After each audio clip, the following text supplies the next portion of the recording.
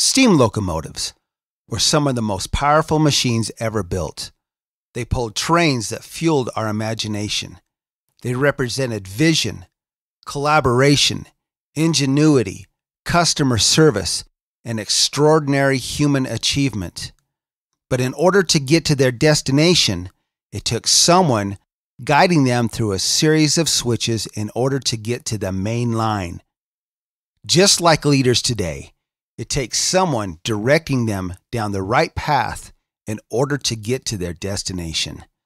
Welcome to Mainline Executive Coaching ACT, which stands for and Cultural Transformation, hosted by Master Certified Intelligent Leadership Executive Coaches Maikel Bailey and Rich Barron, with over 50 years of successful cultural transformation and quantum leadership development between them.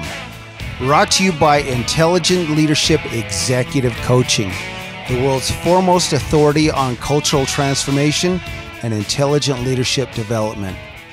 Once again, thanks for joining us and enjoy today's show. Hey, here we go. I'm coming off just there for a moment. Welcome to Mainline Executive Coaching ACT. We're happy to have you here today. Golly gee whiz, hop dicky the dog. Yeah, we're going to be talking about enthusiasm tonight, if you couldn't tell. And so we want to really get you in the right mood about, okay, let's get enthusiastic about what we're doing here. So we brought on a great friend, a great guest. I'm Maikel Bailey. This is Rich Barron, my partner, and we've got a wonderful guest here we've had before, Ronny Shumaker. And this is what we're going to be talking about. We're going to talk about the ins and outs of enthusiasm, and then we're going to give you some key points that you can go and take and you can start applying immediately to create greater enthusiasm for yourself and your team, and let it just ripple. Just let it rip and let it ripple. Should we do that, guys? You in? Let's go. So the first thing we want to talk about here, it's just important for us to get, do you know somebody that's really passionate? Do you know who somebody really gets it, that really understands it? I want you to think about that for a few minutes. Who is passionate, who is enthusiastic, who is charismatic, that just somehow brings things to life because of their single-mindedness and passion and just love for life and the love for what they do. Think about that just for a moment. And now I'm going to ask Ronny, as you're kind of getting that image in your mind, Ronny, what does it look like when you got a work space or a work, culture that lacks enthusiasm? Yeah, that's a great question, and Maikel. And unfortunately, I guess I can say I'm currently involved with a client situation like that, where the culture's depressed, the enthusiasm's gone. A lot of it has to deal with COVID issues and the economy and all that's just going on in the outer world that affects not just our home life, but affects our work life as well. And when you go to work and there's a bad culture, you're not passionate about what you do as an employee, as a leader.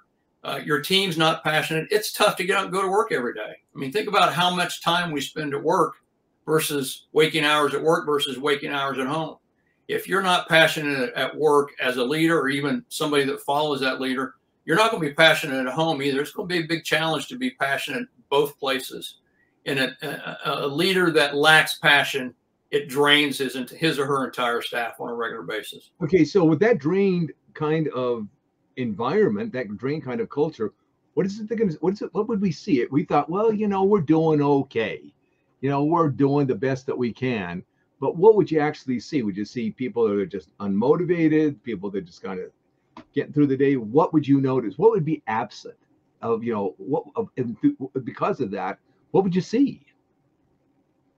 I think you see a lot of solitude within the team. They go and they do their job and they mark off, I got it done. And then they disappear until they get another assignment. They're not hanging out at the water cooler.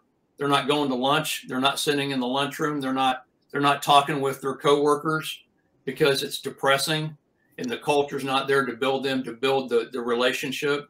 And I just think it's just a dull, boring atmosphere, and people lack the motivation to want to go above and beyond. They just want to do the minimal. That's great. I like that. You probably don't see a whole lot of smiles. I know a whole lot of genuine smiles, right? Okay, excellent. Thank you. Rich, take this now to the leader. What responsibility does a leader have for the culture that's just kind of down and not particularly enthusiastic, just kind of there? And then what's their responsibility to turn that around? You know, if you look at enthusiasm, it really is defined as a passion for something you truly love or you truly believe in. And you got to ask yourself as a leader, why is it that you're doing what you do? Why is it that you're in this position? Are you there for a paycheck? Are you there for the the name on your door that we talked about? Or are you there because you truly believe in the organization and the products and services you offer in the future? At some point, someone had to have that passion to start this organization, right? And it could be you. And it's important to instill that enthusiasm and that passion for what you truly love.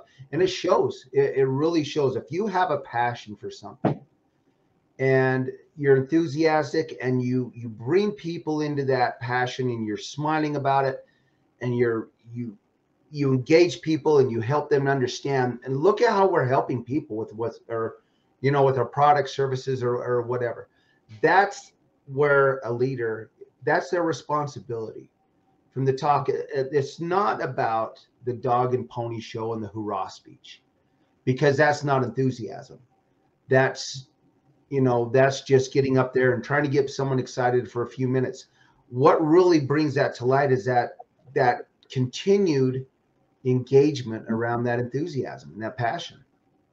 Okay, so what you're really talking about here is not putting on just a show or one-time event or an occasional event, maybe one that's every 90 days or something, but it really is creating inside of you, the leader, the habit. Yes, The absolutely. habit of passion, the habit of enthusiasm. That's what it really, really is all about. Yeah. So let's ask you this then. If it begins with, you were really saying this well, Rich, is you got to have a purpose. There's got to be a reason that you're there. What is your why? What is your who? So as you start taking a look at that, how then are you as the leader going to turn this into let's look at this first. What is, when a leader is purposeful, passionate, enthusiastic, what is that all about for that leader? When they really are that, I mean, you're that guy. What's it like for you? It's about something more than me, something more than just what's inside me. It's I want to share it, and I want people to be involved in this. I want people to enjoy the same thing I'm enjoying and seeing that same success. For me, that's what it's about. Passion is about sharing, that getting that out there in front of people. That's what it is. That's what it is for me. And as a leader, if you can do that about the organization and what you're doing, sharing that passion, letting people see that and bring them into that and that whole envelope, and that to me, that's what that's about. It is. And Ronny, how does a leader get there? I mean, seriously, when you take a look at, we'd like to just think that it'll come out of it spontaneously, that it's already right there, and that we can just go up there and, like, this dog and pony show that Rich was talking about. But that ain't it, is it? No. For you to really find that deep passion, what is it that they're going to have to do to go find that passion and enthusiasm? They got to work. They've got to look internally. They've got to be vulnerable and look internally first and say, is this what I'm really passionate about? Is this position I'm in as a leader, the company I'm at with, is this where I want to be? Can I contribute on a regular basis, on a daily basis, to the success of this business? And am I all in? I can't be halfway in or 90% in as a leader. I've got to be all in, and then I've got to create the passion from the heart, from the caring, and the knowledge that I'm out here serving a purpose that my company and my customers, my clients, my patients want me to show. And it's going to go downstream. Rich talked about it a bit ago. Leaders drive culture.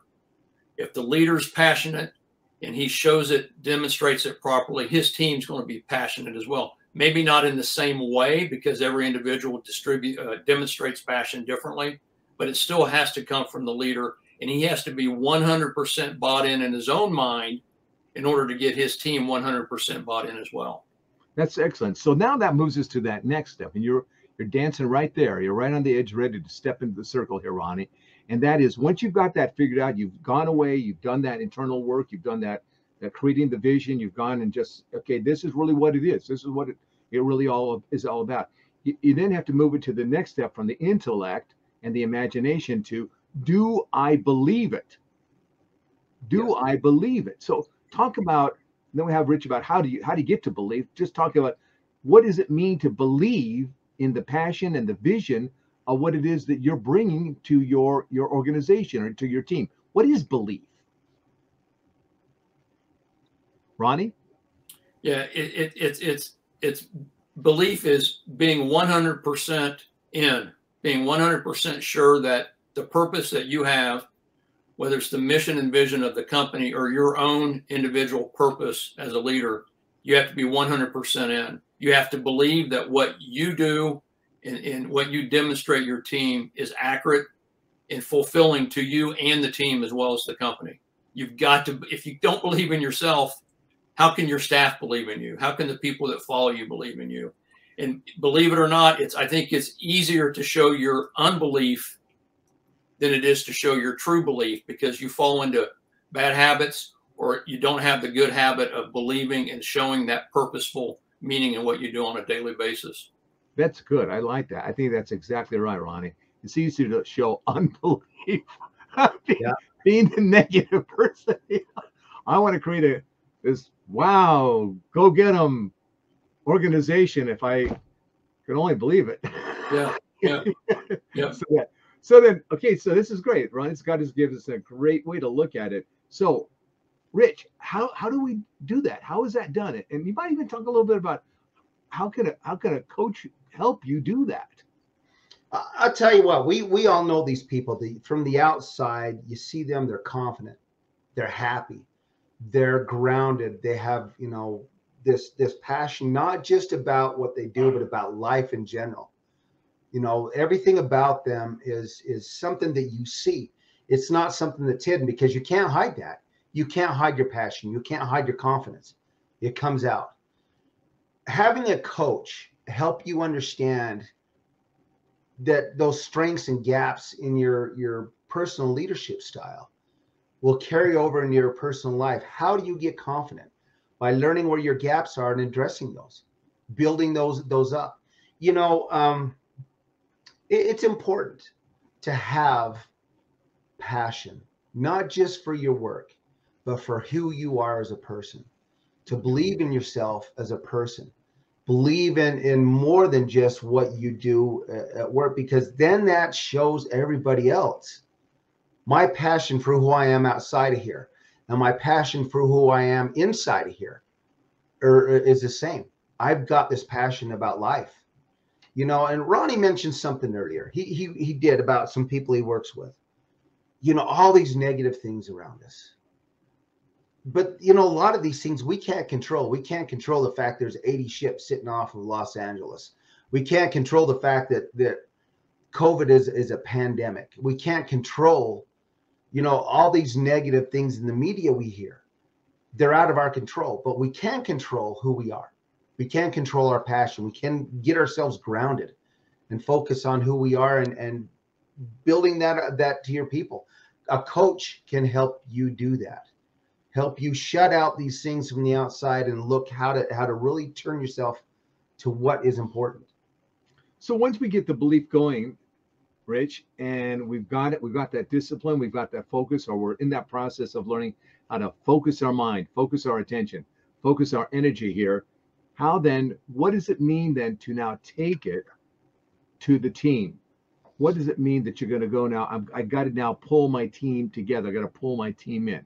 Talk to you about what that is. Then we'll have Ronnie talk about what are the ways to do that. There's a difference between telling people something and showing people something. Mm-hmm. You can stand up and tell people, man, we're going to have a phenomenal year. We've had a phenomenal year this past. It's all because of you. And that's over in 30 seconds. But if you show them, if you get down in there and say, okay, now let's go to work and be part of that team, they see you rolling your sleeves up, next shoulder to shoulder with them, regardless of a title, regardless of who these individuals are. Because in a true culture, everybody succeeds or everybody fails.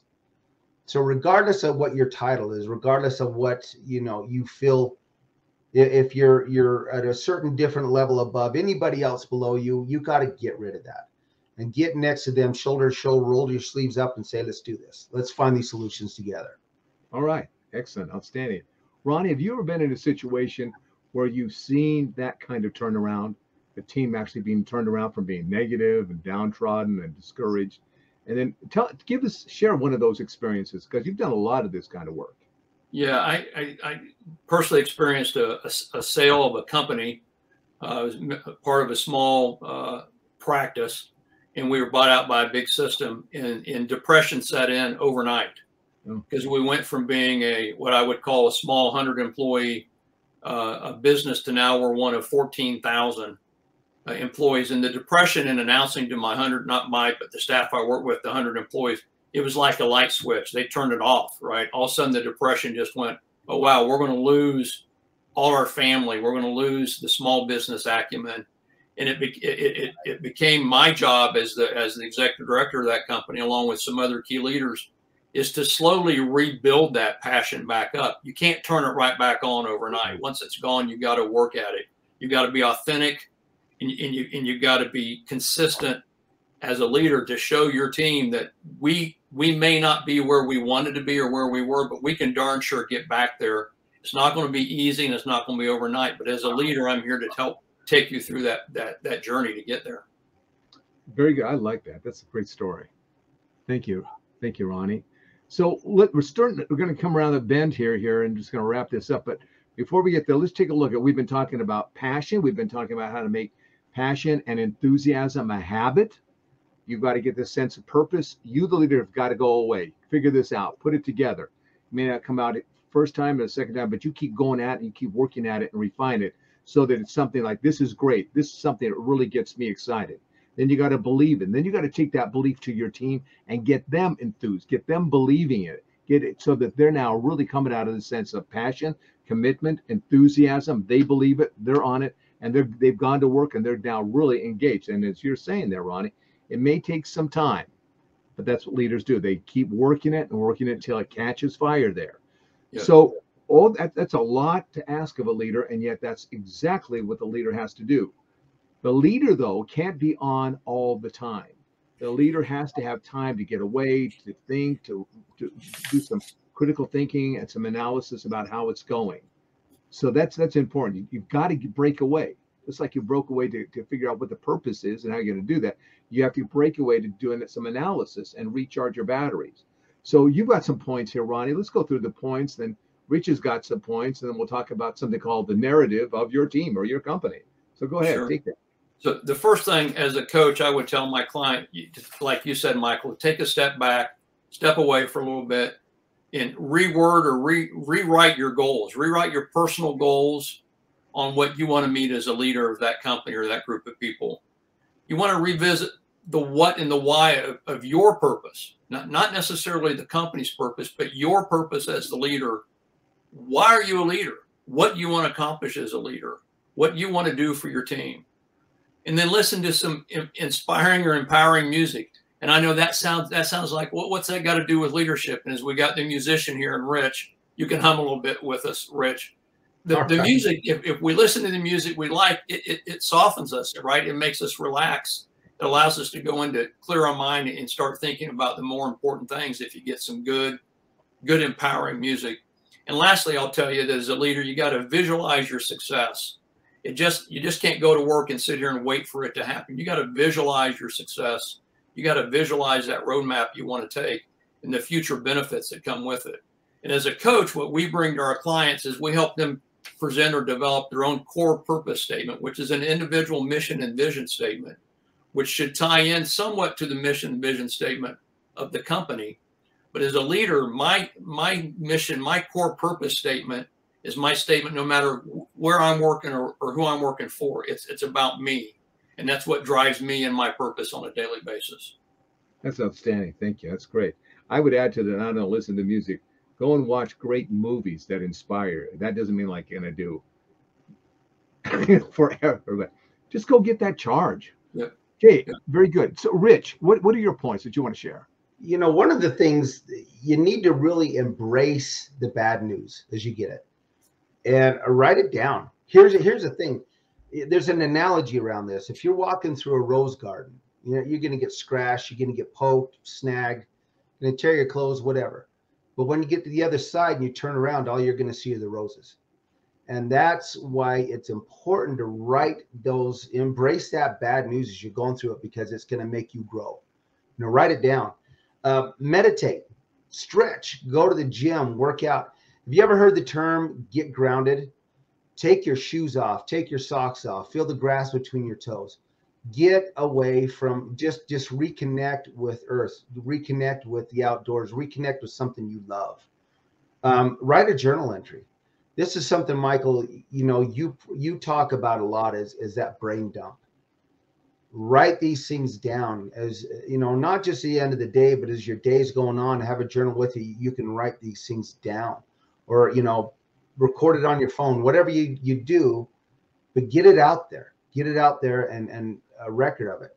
And one of the other things too is you have a great conversation, you know, with someone, a close friend from your inner circle.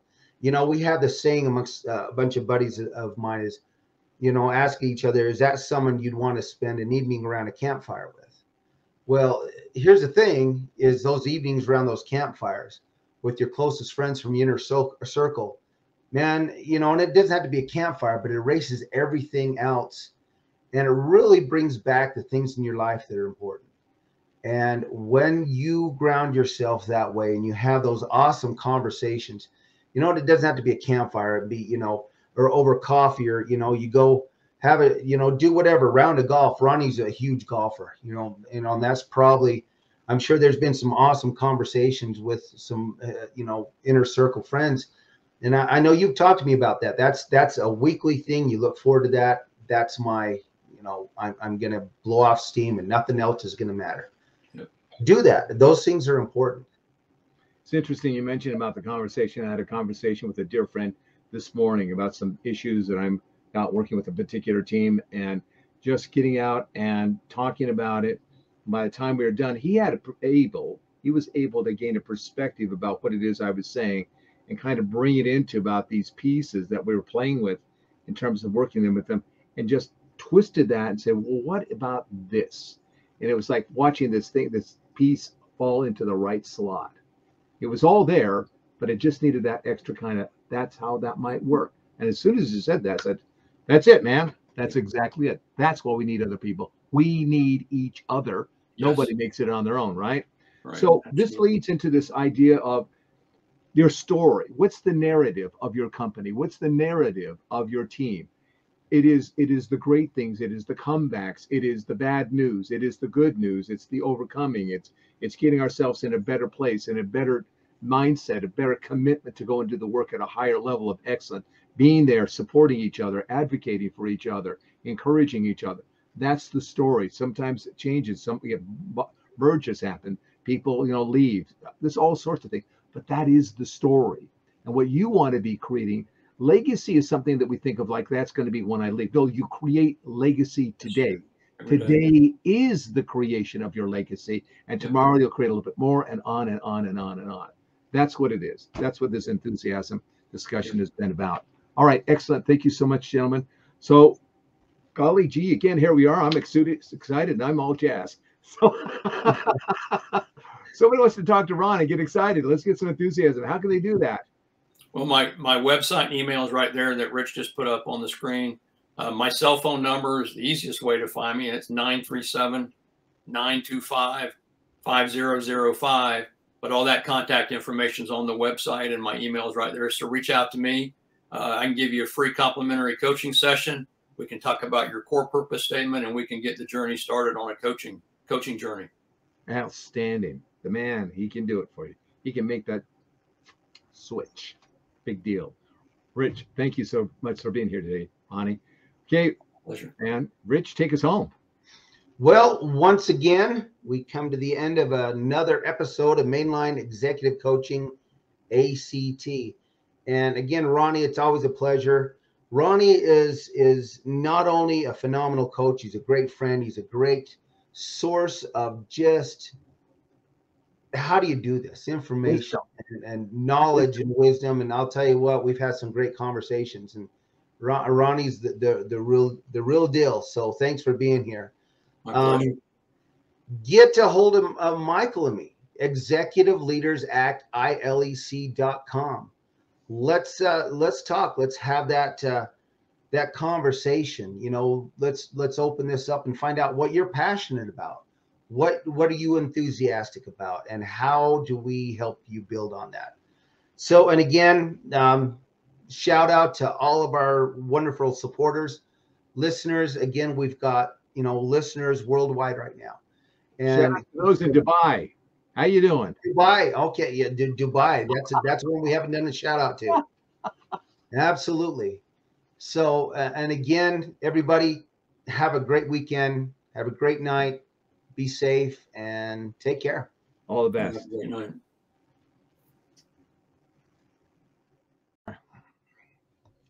What the heck is that? Looks like something from outer space. We are live. And a little spaceship over here. Thank you. Welcome. This is Mainline Executive Coaching ACT. I'm here with my partner, Rich Barron, and I'm Maikel Bailey. And we're over here. We don't know what we're doing, just kind of screwing around. But that's sometimes what you do. You get in life and you're not always sure that everything's exactly planned the way you want it to be, right? Yeah, actually, it's perfect with what it is that we're doing tonight. We're talking about entrepreneurs and people that are entrepreneurs and the kind of leadership that they have got to bring to the table when they're starting and running their own businesses. So what do you think about that, Rich? What's your take on that whole thing about entrepreneurs and being their own leader? You know, I think a lot of times we talk about leadership and executive coaching and stuff like that with larger companies. Yeah. You know, but in reality, you know, if you're starting your own business, you know, you're essentially you're the manager, you're the janitor, you're the employee, and all the above. And sometimes we don't take into account how important leadership is with, you know, developing a business. And it's every bit as important as for small business owners, entrepreneurs, as it is for those in large corporations. You know, as you build this leadership, you know, as your company grows, which inevitably that's your plan, correct? You know, you want to grow your business, you want to scale it up, and you're going to bring on more people down the road, more employees. It's important to have those leadership skills in place, you know, when you're ready to pull the trigger on getting bigger. Yeah, it's very true. One of the things they talk about, as I've dealt with a lot of entrepreneurs over the years, is this idea of passion. And that's a real interesting idea. What does passion really mean when you take a look at performance as a business leader? One of those things that it means that they've got a real strong sense of vision about where they want to go. They see this is what they want to do. And why is that important in terms of a leadership? Because it's easy to stay where you are. I was talking to some people that I do some coaching with, and I'm telling you, they are in leadership positions. I am telling you that gravity pull to stay in the comfort zone is so freaking strong at times. To get yourself, like, you know, launching off a launch pad to get out of there, it is such a difficult thing, because even when you're miserable, even when you're happy, even when you can play what I call the game of awful. Oh, it's so awful, it's so terrible, it's so awful. Sometimes that comfort zone is still so compelling, so got you captured so badly, it's easier to stay there than to actually get up and do something about it. That's what I think. Entrepreneurs are amazing people. There's really two kinds of entrepreneurs, in a way you might settle it this way. Those who grew up in families that were entrepreneurs. They just have it in their blood. They just see it. They smell it. They're all around it. That they just naturally go into business for themselves. And those people that want to get out of that rat race, get out of the, you know, what they call the golden handcuffs, the golden shackles, as it were. Right. You know, create their own destiny, you know, move out in a whole new direction. And what it really does that is a couple things. One is the vision. The second, something that you understand really well, is the drive to get it done. You know, I got a vision and I got that drive to get it done. And then the ability to some way or another figure out what a need is in the marketplace that matches up with their own talents and their own passion, and kick it in gear and go after it. You know, that is not an easy combination for people to manage.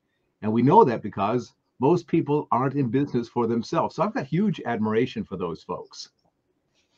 Oh, absolutely. You know, I would challenge anybody listening to find a great company that doesn't have great managers. Yeah. You know, they really do. They know how to manage the process. You know, they know how to get a vision. You know, they know how to manage schedules and budgets and oversee productivity and even resolve conflict, right? But here's the difference. Even in a small business, you can be a phenomenal manager. You really can. You can put it all together. You can find marketing in. You know, the product offering is spot on. You got this great marketing happening. But really, when it comes down to intelligent leadership, it's a different mindset altogether. Now, granted, you know, when we go in and talk to people about these issues, we're not going in to tell them how to do their job. You know, we talked about this before. We assume that that's already, you know, taken place. They know how to do their job. They know how to manage the facility. They know how to manage the processes. What intelligent leadership is understanding how to manage not only yourself and your thoughts and your feelings and emotions, but how they revolve around that outer circle that everybody sees, the communication skills, the talent leadership skills. And with an entrepreneur and small business, those things are still incredibly important. Even if you're talking to customers, even if you're working with customers, there still has to be an aspect of leadership that they sense and they know that you can get it done for them. That's not simply being a manager, that's being a leader. You know, so that crosses that line. There has to be more than just the ability to manage a process, or more than just ability to have a vision, no more than just ability to drive home the results. Yeah, really, there's an interesting aspect for most of these men and women that go into business and have not been born into an entrepreneur family. Yeah, there is a lot of stumbling. There's a lot of figuring out. There is a whole lot of just scrambling to figure it out and to make it work. And again, they've got to be able to cover a lot of bases in a fairly short period of time as they start their own business and get it up and working and going, and then get it so that it's sustained. And certainly we can help those people because we can do the surveys, you know, that says, okay, here's where you're great, here's where you're not so great, here's where you kind of trip yourself up. Let's work on these areas to make those strengths stronger, you know, take care of the gaps, and then get yourself out of your own way. We can help them in ways that probably, I'll tell you the truth, if they will come in and do the work, we could probably save them 10 to 15 years of struggling, because it's one of those things they don't know what they don't know. And we can target specifically, here it is what you don't know. Because when we take we have these folks take the assessments, you see 4 interesting things. And one thing is you see the strengths that you know that you have. Then you see strengths that you didn't know you had. Oh, I didn't know I had that strength. Yeah, look at that. How about that's pretty good. Then there's the things that you're not so good at that you're aware of. Yeah, I'm right at that. Then there's those other ones that I didn't even know I was good at that. I had no idea why I kept messing that up. You know? Yeah. Couldn't figure out why that wasn't working. Yeah, we couldn't figure out why that was working. Why I kept blowing it from my face over and over again. I thought it was something else. Yeah. And so there's a lot of things that we can do to help those good folks out there who are wanting to start their own business and get it up and going. I mean, in a lot of ways, they really are the backbone of our country and other countries because they employ so many people. And there's just something incredible about that entrepreneurial spirit. It's such a breath of fresh air, fresh, you know, freedom, a sense of, you know, taking control of your life, really making something up on your own from like, you know, the whole thing about pulling yourself up by the bootstraps. Yeah, all that kind of great stuff. So that's what we want to say. If you're an entrepreneur, you want to become an entrepreneur, hey, we can really help you. We can make a difference in the development of not only your business, but in the development of you as a leader of your business, and then helping you in turn develop not only what it is you've got to develop in terms of skills, but also when you bring people in now working for you, you have a much better idea of how to, you're talking about, manage them, lead them to the benefit of the business and the growth of it. Yeah, I agree. You know, the past 2 years have really changed the face of business worldwide. How many businesses we've seen go under, and not because, you know, they were doing a poor job. It's just the circumstances of the last couple of years and the struggles. And we do this also. We work with these people that are looking for job opportunities and how to get back into the workforce. And I'll tell you, it takes a lot of courage to get in there and start your own business right now. It truly does. It's one of those things that, you know, you may think, oh gosh, am I going to invest all my money in something that may or may not work? But, you know, you got to hand it to these people that are out there doing this. And we know from surveys, we know from talking to people, we know that the companies that are going to be successful coming out of this pandemic and what we call the, you know, the new way of business going forward are the ones who are going to support and focus on leadership development, cultural development for their individuals. Now, you may not, as an entrepreneur who, you know, I'm the only employee in the company. Well, what's your culture like? You know, there's culture there. There really is. Is it something that, you know, I'm going to get up at, 10 o'clock, I'll do my own thing and, you know, whatever.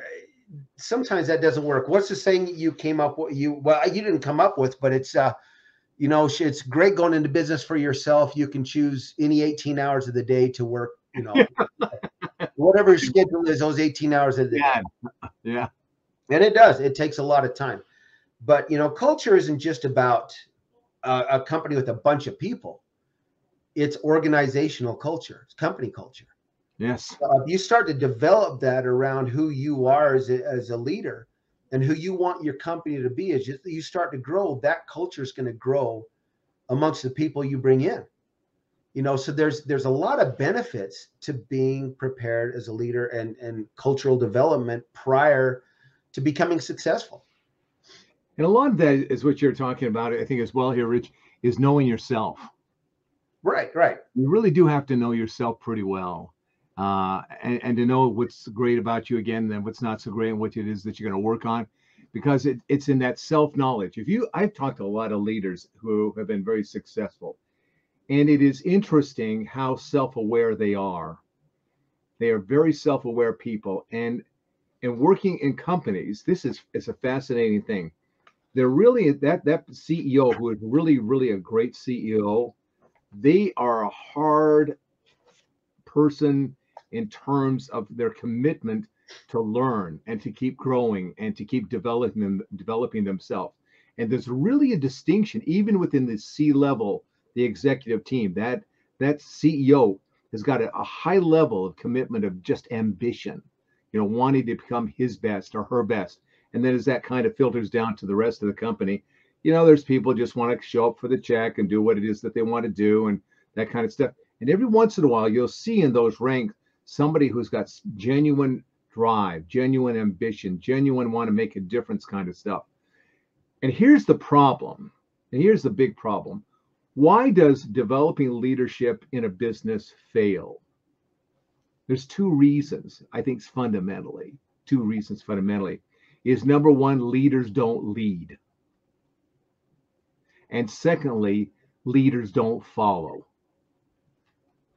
Now, that's an interesting irony. Leaders will lead and leaders don't follow. And what you have here is if you have these leaders that just do what I tell you to do, and then the people underneath them, they're fighting because they see things differently and they don't follow, as it were, you've got a real conundrum there. You've got a real battle going on. And that creates a horribly banal kind of environment, culture, business, because there's so much tied up in this fight here. But leaders who lead, That's the key thing. Leaders who lead know how to follow, and they also know how to develop other leaders. Yeah. And part of that development of other leaders is teaching that leader that they're teaching not only how to lead, but how to follow in smart, effective ways, so Yes. that they can bring out their best. So this learning how to develop your own leaders within your own company is a tricky thing. It's not an easy thing at all. It's No. really, really tough. Well, here's the thing too about doing that. Are you ready for the success that your company may enjoy as you start to grow and become a CEO of your own organization, and it gets bigger and more successful, and you're getting into mergers and acquisitions or whatever down the road? There becomes a point for people in the C-level, CEOs, when they start, and we've seen this firsthand, when they started to bring on other organizations, or there's mergers and acquisitions or whatever involved, that honestly, that really separates, in a lot of words, separates the men from the boys, the women from the girls, because that's when you got to start developing, not only taking the culture and the leadership you've had in your organization and understanding another organization and bring that under the same umbrella. And honestly, those are the ones we know these people who have been successful at this, and we've had them on our show. We've talked to them. How many of those people have you coached, Maikel? It's a very hard thing. It's a very, very difficult thing. But it's just like change the personality of someone. Yeah. It takes incredible maturity. It does, and that's really what starts to separate, those individuals that might be great CEOs within their own organization, but when they have to expand, that's when it becomes a struggle. That's when it's, you trying to cross that fence to bring, all these other organizations and people together. And that's why it's important to start early. It's important to start as an entrepreneur. Eventually, if your dreams and goals are to grow and expand and become more than who you are, when you have those skills in your toolbox and all those tools ready to pull out when you need them, that's when you become confident, you become successful. The people you work with start having confidence in your abilities. They have confidence and they start to trust you. That's really when you start to see the success. That's true. And it's not something that you come to suddenly. It is a developmental thing. It really is. Great leaders take time to develop, and they do the smart things. They learn how to do those smart things. So when the timing is right and those kind of changes are taking place, the best thing that they can have is not that they know exactly what's going to take place, because oftentimes you don't know what's going to go on. No, yeah. But it's the attitude, and it's a genuine attitude. It's not some sort of narcissistic, fool yourself kind of attitude. Is I have the confidence in myself that I know I can handle whatever comes up. I can deal with it. I can learn how to get through this. I can make this thing happen. That's that kind of deep confidence that we're looking for in terms of helping those leaders get to in their lives, get to in their businesses. And that's really where they want to get to, men, women out there who want to become leaders. And it's genuine. It's not fake. It's not pretend. It's not a pose. It's really real. It's a deep-seated confidence of, okay, throw all that you got at me because I can handle it. Yeah.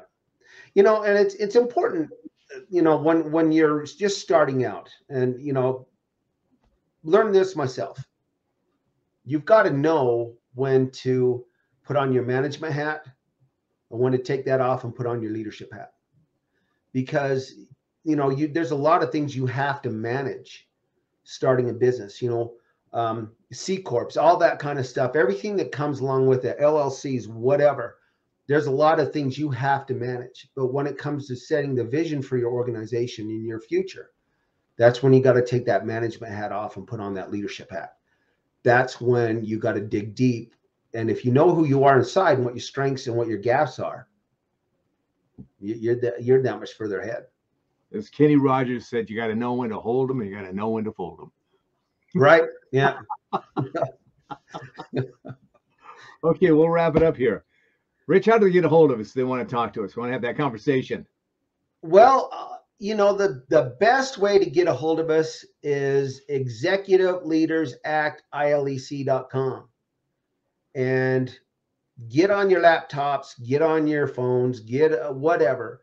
Go there, look us up, spend some time with us, schedule some time, reach out to us, connect with us, and let's talk. Let's just have a conversation. Even if you're listening to us and you're anywhere in our audience right now, which by the way is growing. I got to tell you, Michael, our audience is growing every single week. You look at where more and more of our audience is. And I got to tell you, I thank you so much for everybody's support. But if you want to be on this podcast and you're over in Finland or Sweden or Europe, let us know, man. We'll Germany, Romania. Yeah, we'll schedule a time. Let's talk. I'm curious, Middle East, anywhere. Yeah, and that's the one thing that it's the word spreading. Thank you very much for your support. And tell you what, we couldn't do it without you and couldn't keep going without you. So anything else you want to add, Michael, before we give us a call? I'll introduce you to my spaceship. Maybe I'll even let you take a ride in it. That's right. I've never seen that before. So that's gotta be something new. All right, everybody. Thank you so much for your time. And again, I gotta hold on. I gotta put this up there on the screen from our good friend Ronny Shumaker, who's also a phenomenal executive coach, leader, and with years and years of experience. You can't go wrong with this guy, and he's always there listening and supporting us. And I got to give him a big shout out. So thanks, Ronny, and everybody else. Have a great night. We'll see you again next time. All right, folks. All the best. Bye-bye. Welcome. Thank you for joining us tonight on Mainline Executive Coaching ACT. ACT, we act. We take action as leaders. It's imperative. It's important. It's absolutely necessary to take action. The idea here really is this, is what is the correct action to take at any point in time? What's your ability as a leader to be agile, to adjust, to make the pivots that you need, to take in the new information, to assess that information correctly, and then be able to do something with it that's going to be the most benefit to everyone in your organization, so that there's greater adherence and working together, cooperation, collaboration in your organization. All that comes down to your ability as a leader to make proper judgments and then put together plans and implement those plans, getting buy-in from your group. That's what this is. Mainline Executive Coaching, Mainline Executive Coaching, Mainline Leadership. That's what we do here. We've got a great topic here for you folks. So thank you for joining us tonight. I'm here with my partner, Rich Barron. I'm Michael Bailey. We're going to open this up to the idea of how would you want to put it? What is this topic exactly that we're talking about? I could say, but I want to hear how you'd frame it up. How would I frame this up? How do you know that you have the talent to be in the position you're in? Do you truly have the skills to be that in the position you're in? Or is there something missing? I'm going to ask a question, Michael. I'm going to open this up with a question, okay? Because we coach job seekers on how to answer those tough questions in interviews, right? So I'm going to ask a tough question. For all you leaders out there who are listening to me, I'm going to ask you a tough question. What is your 5-year talent strategy plan? Where do you see yourself in 5 years talent-wise? Do you have a plan? Do you know how to, and if you do, how are you going to get that plan on the road? How are you going to make that plan come to fruition? Are you going to write it down as a goal? And because if we write goals down, of course, that's how we start, right? Well, absolutely. But what's your plan? What would you think, Michael? What would your plan be? Well, it's an important thing to know. First off, where are you? Yeah. Where are you? So you have a place to start. If you don't really know where you are, it's hard to figure out where it is you're going to go to, or how you will get to where it is that you want to go. So one of the things that we have is this MLEI, which is an excellent place of, let's start with some fundamentals of how you are wired, how you're naturally wired as a leader. Let's find out how you are in terms of the development of those things. What are your natural strengths? What are the things that kind of lag behind that you're not so great? And most importantly, I think this is a huge one, is where do you derail? Where do you get yourself off track? If you don't have a clear understanding of those, not only just intellectually, because lots of times we can kind of say, yeah, I kind of do that. I don't know how much I do it, but maybe it's true, maybe it's not. But here's the real deal. If you've got somebody who's watching and working with you, kind of looking over your shoulder, having a regular visit with you each week, kind of a thing. That's what leadership development is, what we do here, so that they see you and they hear as you're working and what you're doing, they can say, well, that's an example of such and such. That's a great example of a strength. That's a great example of an area that we need to work on. And then this kind of a question. So that didn't work out so good. Why do you think that happened that way? And that's that moment that it's an opportunity to create a crystal moment of, this is where you screw yourself up. Absolutely. And that's a huge moment, Rich. I'm telling you, it's a huge moment, because when you say, do you think that's where you're messing yourself up? Do you think this is a little bit of self-sabotage? Because none of us want to take a look at that and see it for what it is. We all want to cover it up. We want to hide it away again. We want to close that closet. Right. We're not going down that road. We don't want to take a look at that. But that coach brings it up. Hey, let's just take a look at that. How did that work out? And then starts inviting you to start unpacking that in such a way that you now have a chance not to get all jacked up emotionally about it, because there's a lot of pride in the leadership, a lot of ego, Oh, absolutely. Try to kind of move around that ego in such a way, gives you a chance to look at it honestly, directly. Are they doing you a favor? At the time, it doesn't feel like it. It feels like, I grabbed a hold of part of your arm and they're just pinching it hard there, because it feels like not maybe as tough as I thought I was. But I got to add something to that right there, Michael. I got to add something, because it just popped up. Okay. And there is a lot of ego. There's a lot of pride around the ability to get to these certain levels in your organization. Sure. Obtain those certain jobs. Let me ask you this. How are you plan on staying there? If you don't develop those talents, you don't develop those skills, and you make the choices to go down that wrong path, don't plan on being there very long. Leadership turnover in the United States is higher now than it has ever been. And one of the primary reasons for that is there's a lack of coaching, a lack of leadership development. When you get to a certain point, people feel, I've made it, check me out. How are you going to stay there? Truly. That's one thing you need. That is one of those pitfalls we've talked about. Unless you can stay there, you got this position everybody else wants. Quite frankly, there's a lot of people wanting where you're at. How are you going to truly stay? Somebody fairly close who's in one of those positions. We're not going to say his name, right? No, we won't. Those positions, and he's there and probably really shouldn't be there. Oh, absolutely. So here's what happens. The stress comes on, and there's stress. And so there's things that you can start doing, and you can do these things up to a point. And it's like, put your head in the sand, deflect, blame somebody else. You play, it's like, that's not my job. You do all sorts of little games to kind of move around. But once the upper level leadership starts looking, seriously looking, not politically looking, that's different. You probably got there because you got to politics. That's what got you. Absolutely. Okay? But if they start looking and they're going in there and they're doing some serious assessments, they're bringing in people to take a look at. Let's start looking at measuring. Let's look at your processes, all that kind of stuff. When you're really going that microscopic point of view, all of a sudden, there's no place to run to. There's no place to hide.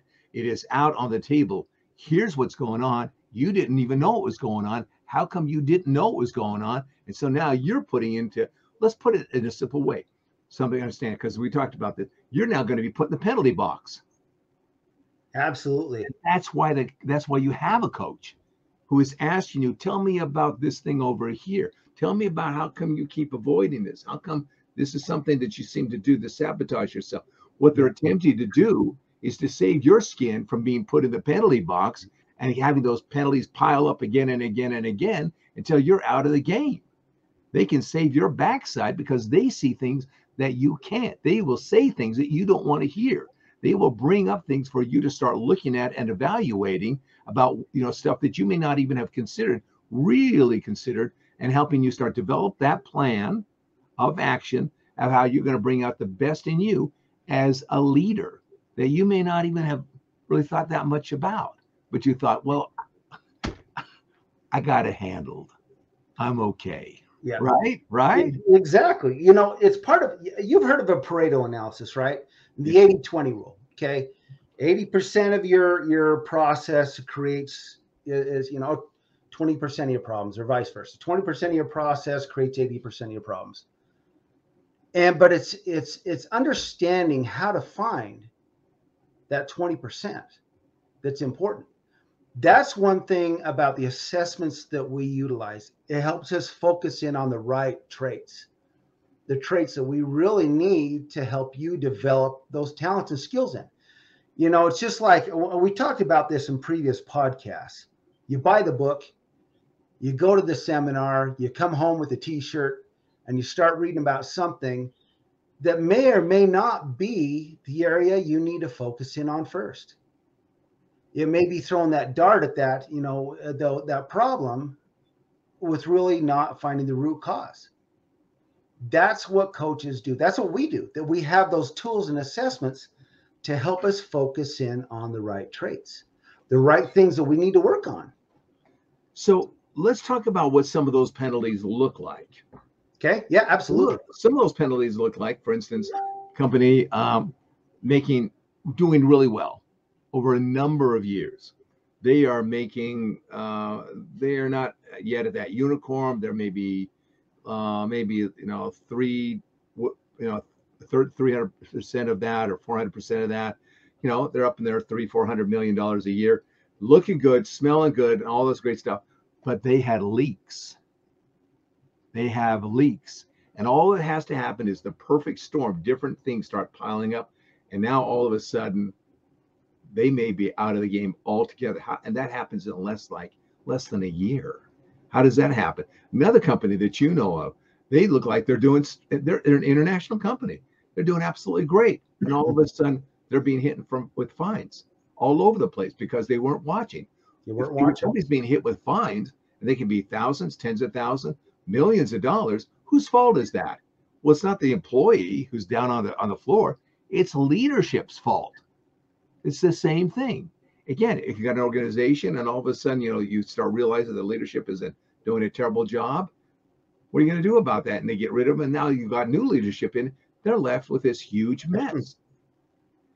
Yes, exactly. There's a penalty that you pay today. There's a penalty that you pay then tomorrow. Your legacy may be that you got out by the skin of your teeth, but the people that were now put in your position to take care of it, they paid the penalty. Yeah. Now that's all very real. And so what we're saying is let's reverse that. Let's start moving out of that penalty box. Let's stop doing the things that put us in the penalty box. Let's start moving you in the direction of real benefits, of real growth, of real development as a leader.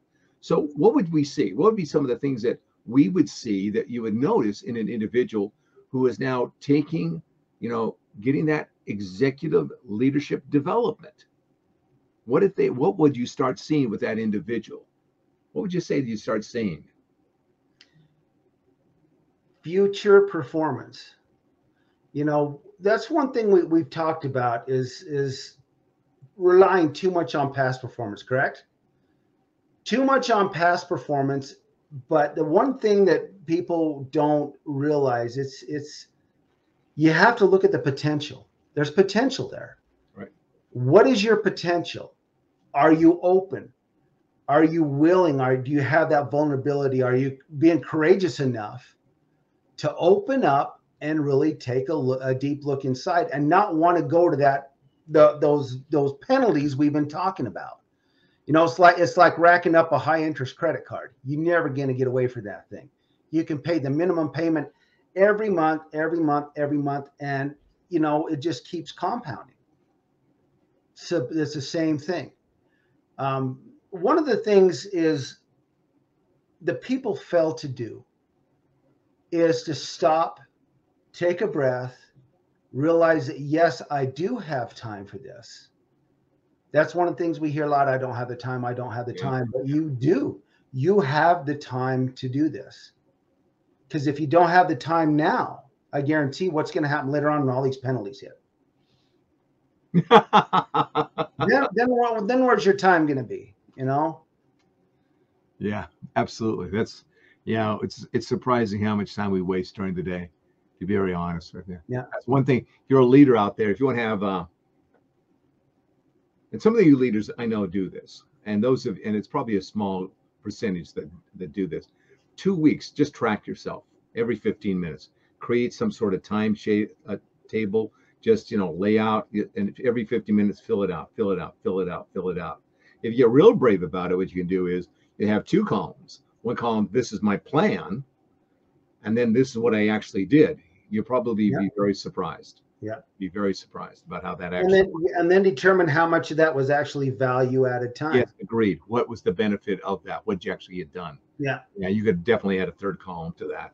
So the benefits of, number one, you got to start finding yourself a little bit brighter, a little bit more aware about what's going on, what you're feeling, what you're noticing, your own perspective, your own thoughts about what's actually happening, because you're probably doing a lot of that on automatic. And the more you become aware of that, I'll tell you, you become more aware of what's going on with other people. You start picking up more, you start seeing it. And that is where, I'll tell you, all these examples we gave you, at some level, what happens, it really is. And it's such a, you know, it's such a general statement kind of thing, but it really is at some level a failure of communication. And failure of communication, when you really take a look at it, is the one-on-one. You're really good with that. It's when you go down and you talk to the individual. How are things going? No, really, how are you doing? How are things going? And getting them to open up, getting them to start sharing, getting them to start, you know, this is what's going on here. This is what I'm seeing. How can I help you? What can we do to help you do your job better? What kind of assistance do you need?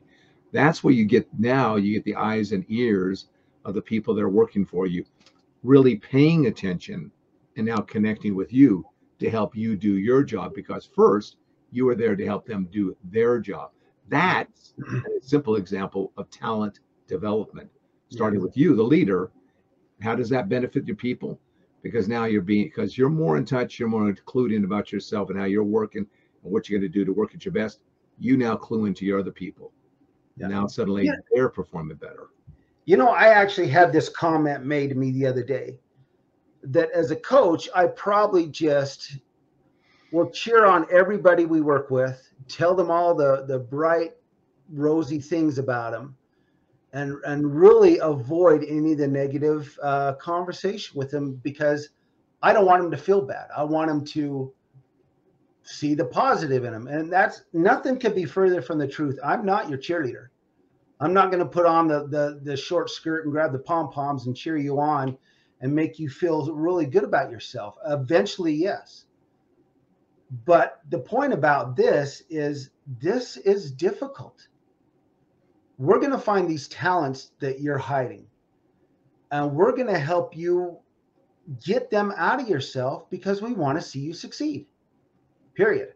Now, if you're not willing to do this, if you're not open to do this, and you really like the penalty box, we're not gonna waste our time. We're not gonna waste your time. And really, that's what it comes down to. It. If you're open, if you're vulnerable, if you have the courage to really face and look at this 5-year talent plan that you're going to write down, that you're going to think about. If you're open to that, and you don't want to go to these penalties that you were talking about, because they exist and they're coming if you're not ready for them. That's where we're at. We want to help you get to that next level. We have the tools to help find these traits that you need to strengthen. You know, it's being data driven, thinking, and that's one of the things that we're data driven with these tools. We see these tools, we see the actual assessments of these individuals and can help them paint a bigger picture. Let's do this. This is where you have the gaps. Let's fill those gaps in. There's some people, Rich, I agree with you. There's some people that are really good at being able to sneak out of or get out of the penalty box and put other people in the penalty box. Oh, absolutely. Yeah. Here's what I want to say. You can, if you're one of those people that's really good at just being able to redirect and refocus and blame that person's, scapegoat. Some people are really expert at it. You might even say in kind of a mentally ill way, they're really good at doing that kind of stuff. Eventually that's going to catch up with you. And what does that look like? I'll tell you what that looks like. That looks like alcoholism, drug abuse, serial affairs. It looks like cheating. It looks like, running over people, lying, just doing whatever's necessary. Eventually that comes in and it crashes in on you. And one of those ways that it may crash in on you, because you think you're slicker and smarter than everybody else and you can keep deflecting that, the answer may be you may be the guy that goes to jail. And there are plenty of really smart people who thought they were smarter than everybody else. And they could break all the rules, right? Even break the laws. In trusted leadership positions. In trusted leadership that end up in jail. Now, we don't want anybody to go there. No. What I'm simply saying is this: don't believe there are no penalties. The penalties are real and they can happen. And what we're saying is, don't play not to win. Or rather, don't play not to lose. Learn how to play to win for you and for everybody on your team. Learn how to get those benefits going and get those benefits spread across your team and across the whole organization. That's what real leadership does, Rich. Yeah. Real leadership knows how to spread the benefits across the entire organization. Exactly. One thing is our focus on, and so many of these coaches that we know is about their goal to make people better, help them be better. This point in our career, that's one thing to pass on our legacy. This is what I've learned. Let me help you get to that level. Great leaders recognize potential where others don't, but so do great talent agents. That's the trick, is realizing that potential and allowing those coaches to help develop that potential, allowing them in, allowing yourself to be driven harder than you think you can. That's the trick. Or motivated to just take it up that next step. Take that next step. Okay, Rich, how do they do it? How do they get a hold of us to start that conversation? Well, I'll tell you. Executive Leaders Act, ILEC.com. That's the first place to go. Go to the website, read about us, read about our program, reach out to us, leave a comment, whatever. Let's talk. Let's sit down and talk. And just talk about where you're at. If you want to talk about anything, we're willing to talk about that. But you got to take that. I don't know about anything. Well, maybe not anything. No, maybe not anything. Maybe something. You can talk about. Yeah. Yes. Let's talk. Yeah. Let's just talk. You can talk to anything about it. Yeah. It's all good. It's all good. Just let's you bring up the topic and we'll talk about it. But at any rate, we certainly appreciate let me say that again. We certainly appreciate all your support. We do. We have global leaders and people who are listening to us on each podcast. Today, I'm shouting out to those folks in Prague, Czechoslovakia, who have been downloading our podcast and listening to us. Thank you very much. We love that. We love the fact that you are listening. So, and again, this is Rich and Maikel from Mainline Executive Coaching ACT. What does ACT stand for? ACT. ACT, right. And cultural transformation. Do something. Please. Do something. Yeah, do something. So have a great night, and we'll see you again next time. All the best. Bye-bye. With all of the issues facing organizations today, leadership development and cultural transformation are needed more than ever. Go to our website, Executive Leaders Act, ILEC.com. Book some time with us. Let's sit down and talk and get you on the path to success. This podcast was brought to you by Intelligent Leadership Executive Coaching, ILEC, the world's foremost authority on leadership development and cultural transformation. Once again, for Mainline Executive Coaching ACT, this is Rich Barron and Maikel Bailey. Thank you for joining us, and take care.